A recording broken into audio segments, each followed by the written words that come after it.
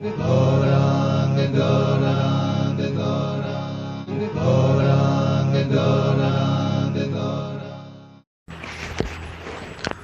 हरे कृष्णा। जगन्नाथ कथामृत में आप सबका स्वागत है। श्रीमद् भगवद गीता के चौथे अध्याय के श्लोक नंबर 9 में भगवान श्री कृष्ण कहते हैं, जन्म कर्म च मे दिव्यम एवं यो वेति तत्वतः त्यक्त्वा देहं पुनर्जन्म न एति मामेति सुअर्जुन। अर्थात भगवान श्री कृष्ण कह रहे हैं, हे अर्जुन, जो मेरे आविर्भाव तथा कर्मों की दिव्य प्रकृति को जानता है, वे इस शरीर को छोड़ने पर इस भौतिक संसार में पुनः जन्म नहीं लेता, अपितु मेरे सनातन धाम को प्राप्त होता है। इस श्लोक में भगवान श्री कृष्ण कह रहे हैं, मेरे जन्म और कर्म सब दिव्य हैं और जो इनको तत्व से जान लेता है उस व्यक्ति का पुनः संसार में जन्म नहीं होता। वास्तव में भगवान की लीलाएं, भगवान के स्वरूप, भगवान की वचन सब दिव्य हैं और जो कोई तत्व से उनको समझ लेता है तो यहाँ भगवान स्वयं कह रहे हैं, उसका पुनः जन्म नहीं होता। इसी तरह हम भगवान जगन्नाथ का जो स्वरूप अपने इन नेत्रों से दर्शन करते हैं, दिखने में तो साधारण से जगन्नाथ, बलदेव और सुभद्रा मैया के विग्रह हैं, परंतु इस स्वरूप की अनेक दिव्य लीलाएं हैं और इन्हीं लीलाओं को समझने के लिए हम भगवान और उनके भक्तों के चरित्रों को श्रवण करते हैं तो हम तत्व से उनको समझ पाते हैं। तो कल हमने श्रवण किया जगन्नाथ, बलदेव और सुभद्रा मैया के नामों का अर्थ। आज इसी कर्म को आगे बढ़ाते हुए हमारे धर्म में 4 धाम हैं, बद्रीनाथ, रामेश्वर, द्वारिका और जगन्नाथपुरी। बद्रीनाथ धाम सत्युग का धाम है, रामेश्वरम त्रेता युग का धाम है, द्वारिका द्वापर युग का धाम है और जगन्नाथपुरी को कलयुग का धाम कहा गया है। धाम अर्थात घर, यानी कि भगवान का घर, जहाँ भगवान सदैव निवास करते हैं। भगवान अपने भक्तों पर कृपा करने के लिए समय समय पर अवतार लेते रहते हैं और अद्भुत नाना प्रकार की लीलाएं करते रहते हैं। इन्हीं भगवान के स्वरूपों में भगवान जगन्नाथ का भी एक अद्भुत स्वरूप है, जो अपने भक्तों का भाव पूर्ण करने के लिए इस प्रकार का स्वरूप धारण करते हैं और अपने विशाल नेत्रों से सदैव कृपा बरसाते रहते हैं और एक क्षण के लिए भी अपनी पलकें नहीं झपकाते। क्यों? क्योंकि भगवान जगन्नाथ की पलकें ही नहीं हैं। और इसका कारण क्या है? एक बार गोपियों ने ब्रह्मा जी को उलाहना दिया, अर्थात ब्रह्मा जी से कंप्लेन की, शिकवा किया कि आपको ब्रह्मांड की सही रचना करना नहीं आती। ब्रह्मा जी ने पूछा, ऐसा क्या कमी रह गई मेरी सेवा में और मेरी रचना में? गोपियों ने कहा, आपने इतना सुंदर ब्रह्मांड बनाया, इतने सुंदर सुंदर शरीर बनाए, परंतु इस शरीर में ये जो नेत्र बनाए, जो आंखें बनाई हैं, उन आंखों पर ये पलकें आपने बना के गलती कर दी। ब्रह्मा जी हैरान हो गए और गोपियों से पूछने लगे कि आंखों के ऊपर पलकें नहीं बनाने से क्या लाभ और क्या नुकसान?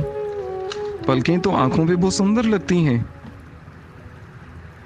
तो उस समय गोपियों ने कहा, आप समझे नहीं, अगर एक क्षण के लिए भी हम अपनी पलकों को झपकाती हैं तो इतनी देर जो भगवान हमारे नेत्रों से दूर होते हैं तो वो पल हमें युगों के समान लगता है। ये जुदाई, ये वियोग हमसे सहन नहीं होता।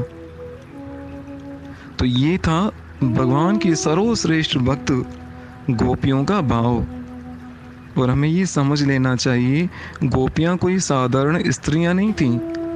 ये गोपियाँ तो वो त्रेता युग की, सतयुग की बड़े बड़े महान ऋषि मुनि थे, जिन्होंने भगवान की लीलाओं को देखने के लिए, भगवान का प्रेम प्राप्त करने के लिए हजारों साल तपस्याएं की थीं।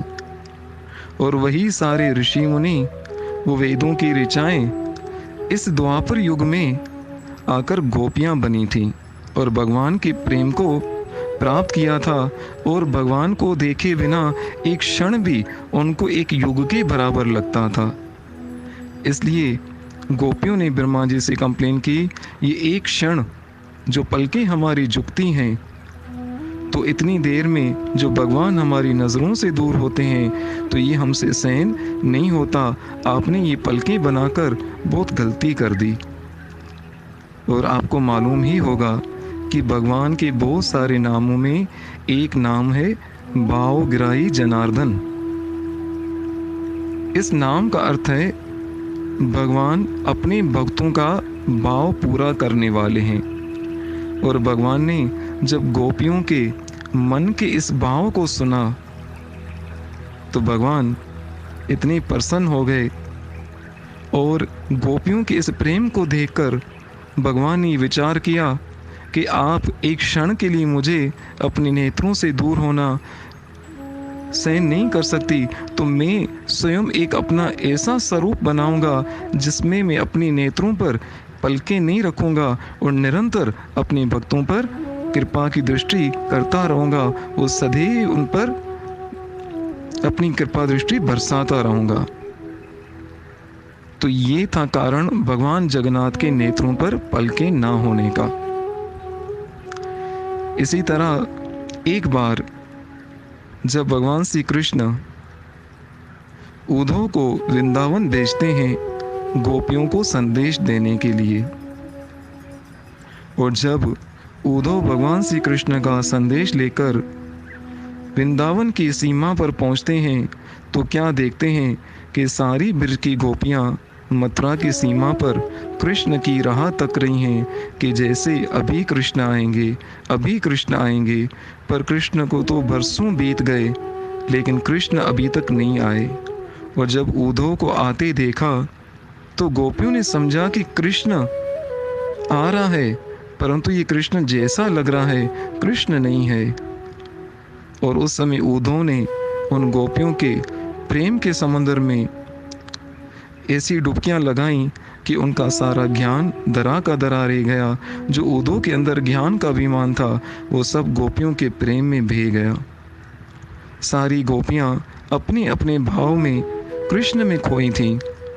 और ऐसे उद्धव सारे गोपियों को देखते देखते एक ऐसे स्थान पे पहुंचे जहाँ एक गोपी बहुत ही उदास नेत्रों से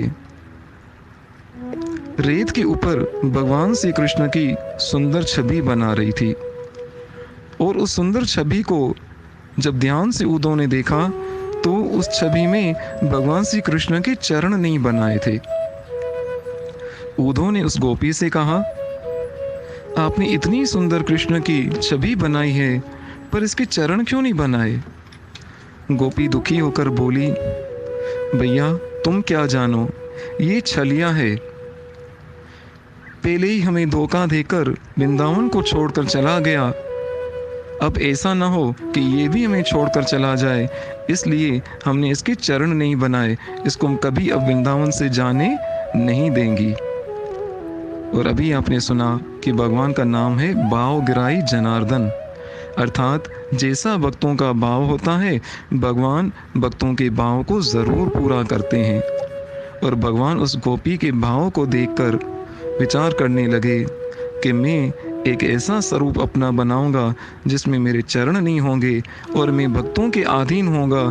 जहाँ मेरे भक्त मुझे लेकर जाएंगे मैं वहीं पर जाऊंगा। तो इस विग्रह स्वरूप में, मूर्ति स्वरूप में भगवान भक्तों के अधीन होते हैं। जैसे भक्त खिलाते हैं, जैसे भक्त सुलाते हैं, जैसे भक्त नचाते हैं, ऐसे ही भगवान भक्तों के वशीभूत होकर वो सारे कार्य करते हैं। तो ये भगवान की असीम कृपा है जो विग्रह स्वरूप को धारण करके हमारी सेवाओं को स्वीकार करते हैं। तो आज जगन्नाथ जी की लीला कथा को यहीं पर अविराम देते हैं, पर इस कथा से आप समझ सकते हैं कि भगवान भावग्राही जनार्दन हैं।